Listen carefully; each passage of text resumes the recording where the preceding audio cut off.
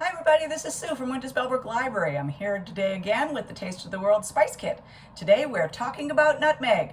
Now I know nutmeg isn't anything exotic. You're probably all very used to nutmeg in your cupboard, maybe in your baked goods or sprinkling it on your latte like I like it. But today we are going to try it whole. I am including in your kit a very tiny grater and a whole nutmeg, and I'm going to show you how to grate that, and then we're going to create some Swedish meatballs. Now, a patron came into the library the other day and asked me about these kits, and my response was that I am not a professional cook.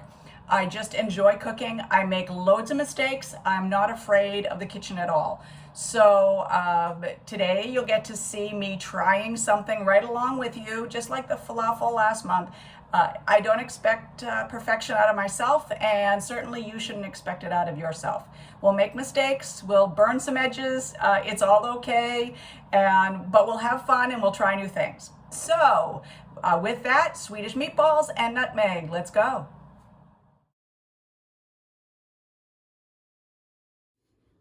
All right, as always, you're going to gather your ingredients to make sure you have everything on hand before you start the recipe. Just a note, you're not going to use everything, or at least all of everything you see here. The beef and the pork we're only going to use a portion of, as well as the chicken broth and the cream. So a note about crumb. So the recipe calls for day-old bread. I have a piece of brioche that I'm going to toast up to make it a little more crumbly.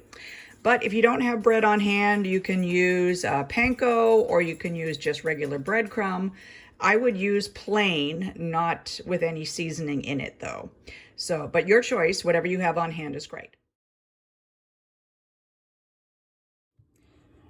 So since nutmeg is the featured spice, I thought we would do something fun and go from whole nutmeg to what you needed for the dish. I included a mini grater, which is so cute. And all you really need to do is rub it along the side just a few times, and soon enough you'll have just what you need for this dish. You can also use your nutmeg for beverages or in other dishes, but nutmeg keeps a good long time, so you'll be able to have fresh nutmeg anytime you want.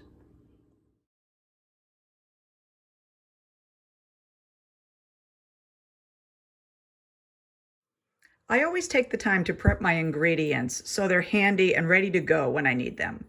So I put the crumb in a bowl and I added that heavy cream, and I'll let that sit there a while. I also took my meats, the egg, and all of the seasonings and put them in a bowl ready to go. Now I am heating up some butter over the stove, and I'm going to put this diced small onion into the pan and brown that up.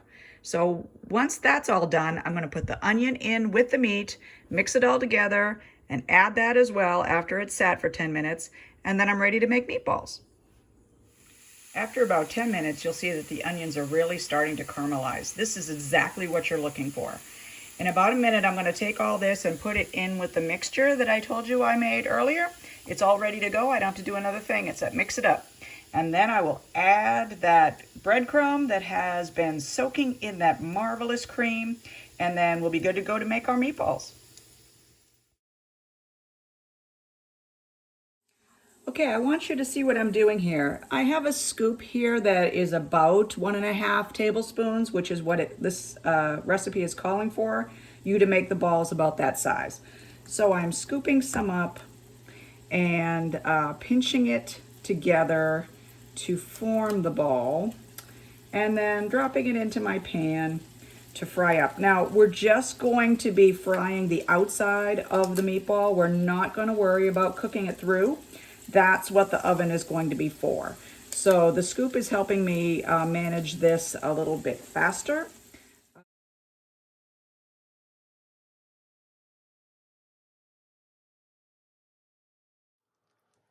So now I'm just making gravy. I'm actually using the same pan that I fried up the meatballs in. I like using the same pan. There's no need to bring out a different pan.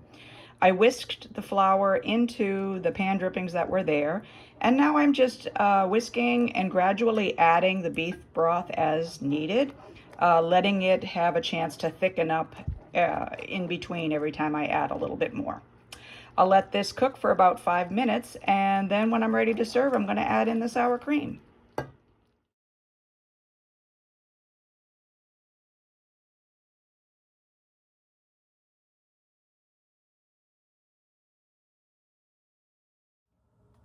Well, what'd you think? Usually at this point I say, and that's it.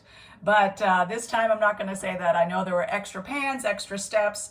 It's all in the prep work on this one, and I hope you got through it just fine. Next month we'll be talking about cumin, so I hope to see you then. And I hope to see you in the library checking out some books while you're at it. Hope you have a great day. Take care.